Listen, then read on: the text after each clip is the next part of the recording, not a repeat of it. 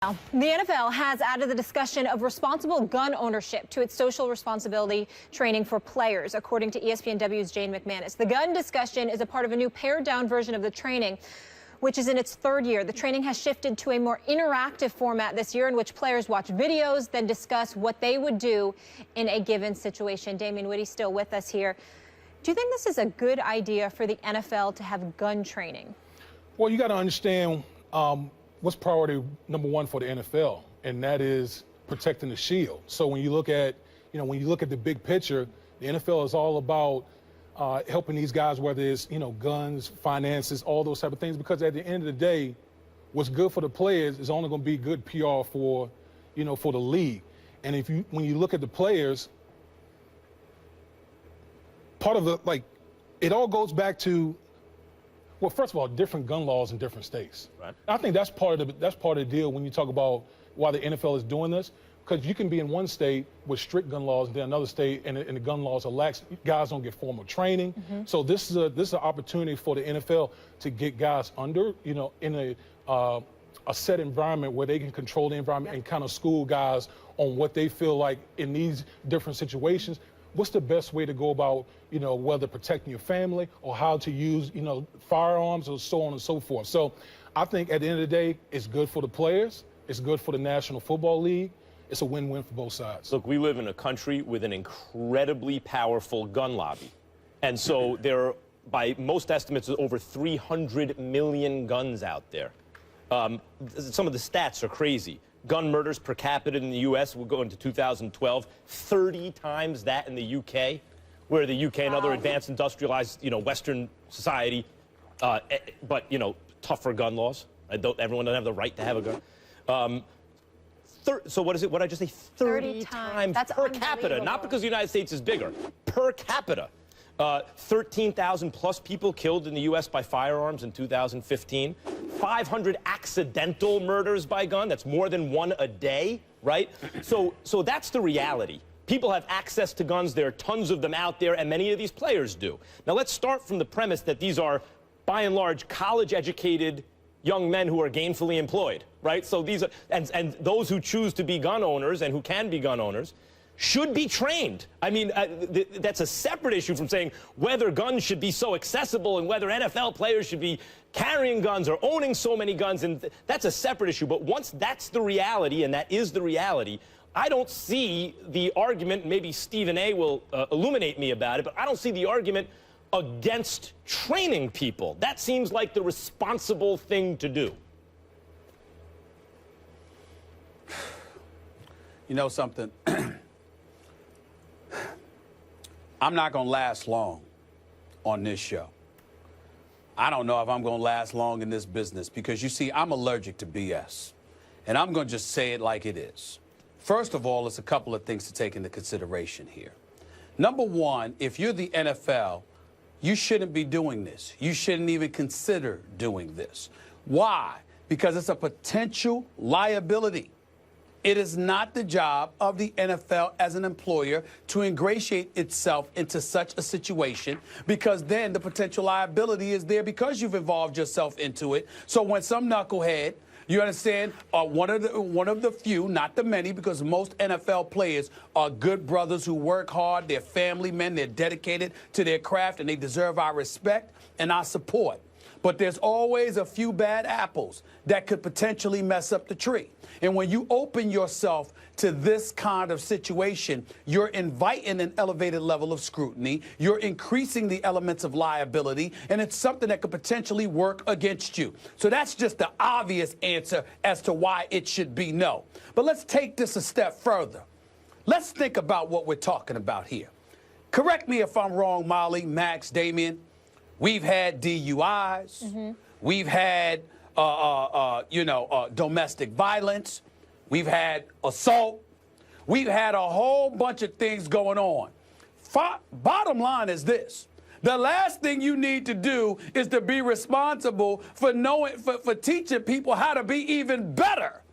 at inflicting violence upon somebody, even if it's in the case of self-defense. It's not something that you need to involve yourself in, because when we talk about the hostility that involves professional football, how violent the sport is, how difficult it is to turn off that heightened level of testosterone, and how you're fidgety and you're anxious to get at it and what have you.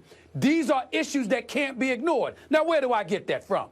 Didn't Ray Rice allude to that at one point in time or another? Or people in defense of Ray, not Ray Rice, but people in defense of Ray Rice, if that could actually have happened, where you're talking about how difficult it is to turn it off. When folks tried to make excuses for Greg Hardy, how do you turn that off, et cetera, et cetera. It could be an Alden Smith. It could be a McDonald, or Ray McDonald, formerly of San Francisco. It could be a litany of other players who have found themselves in some kind of a trouble. Let's also bring into question the weed issue.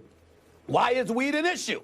Even though it's illegal in 30 of the 32 states that NFL teams play in, dudes still get busted left and right. Only Colorado and the state of Washington permits it, but the NFL doesn't, because by and large, it's an illegal substance. So why do they continue to use it and cost themselves millions? You know why they do that? They do that because they say it calms them down. So guess what? You need something to help calm you down, make you feel good, et cetera, et cetera. And then I'm going to turn around knowing that you need these elements, these outside elements, costing yourself millions, and I'm going to teach you how to use a gun even better to be a marksman. Pay your own damn money. Find your own way to do it. As an employer, I'm not going to sit up there and facilitate you being even better as a marksman than you already may be, because I'm essentially inviting you to get yourself in more trouble, in my opinion. There's no way in hell I'm doing this from the NFL. I don't buy that one bit, because, again, the NFL is all about PR. And if you can slow down the number of these type of incidences happening in the offseason, when these type of things tend to happen because guys have a lot of free time, then how is that bad for the NFL? Yeah, I don't think... we know that guys are going to have guns. There's no getting around that. Guys are going to have guns in the league. So if you're the NFL, what harm is it, or what liability are you talking about, where the league can educate guys on how to properly I don't think it's about teaching them how to be better marksmen. Right. I think it's about responsibility. I wanted to throw one more stat out there. The death toll due to gun violence between 1968 and 2011, not the history of this country, just between 68 and 2011, exceeds the death toll of American soldiers in every war ever fought by this country. Now, what we're talking about there are irresponsible gun owners, right? So, again, tabling the idea and the discussion about how accessible guns are and how wise it is to own them in the first place, et cetera. There are a lot of irresponsible gun owners, and you would assume, since in certain respects the population of the NFL in certain respects will reflect the general population of the country, that there will also be irresponsible gun owners in the NFL. And I think a training program here, Stephen A., is not about, hey, it's not Full Metal Jacket, learn to, be a better marksman. It's more like be a more responsible gun owner. Like the issue with Plaxico Burress. Well, I apologize for giving the impression that that's my main concern. I'm saying with the few, that's certainly plausible and it's definitely possible. But the underlying issue here is this. Number one, there is a potential liability there once you ingratiate yourself into some kind of situation in terms of feeling obligated. That's like ESPN sitting up there and giving us giving us, gun training and what have you. No, you do that on your own, because when you get a corporation involved in something like that, anybody could use that as an excuse to believe that you are liable for any potential transgression that comes down the line. But the other side to all of that is very, very simple. We find ourselves consistently, Damian Woody, you have to admit this. We find ourselves, and I know you as a former player who does know how to act, find yourself increasingly irritated by encountering situations where you have to constantly come on the air and discuss the behavior of some of these guys. And what I'm saying to you is that if you have guys who are undisciplined, I'm not going to facilitate you being in a better situation where you know how to use weapons better and do all of this other stuff. I would rather preach about how you don't need to have one rather than how you need to use one better, because because I don't know how some of these guys, some, not most, not all, just a few, I don't know how they're going to act. I don't trust it. I don't. So let me ask you this question. Does the league face liability if they're giving guys financial training along those lines? What do you think about that then? Because the league, I don't believe that's the case. I don't believe that's the case. I don't believe that's the case. I mean, I get your point, and I think you're right about that. But you're talking about dollars and cents as opposed to somebody being physically harmed and ultimately somebody, considering the league liable. I'm not saying they would be successful in that regard. I'm saying it would be the excuse to try and hold the league liable, and you never know. Stephen A., I agree with you. The optimal situation is if the NFL preaches, hey, maybe don't own a gun or let's talk. But they're kind of raising the white flag to that idea by doing gun training. I mean, that seems pretty clear, right? Like, look, these guys are going to own guns. Yeah. And so I think to Molly's point, it's like, since you're going to own guns, some of you knuckleheads, don't shoot yourself in the foot. Like, literally shoot. Yeah. Hey, Plex, maybe if you went through gun training, you wouldn't have missed the playoffs that year, Yep.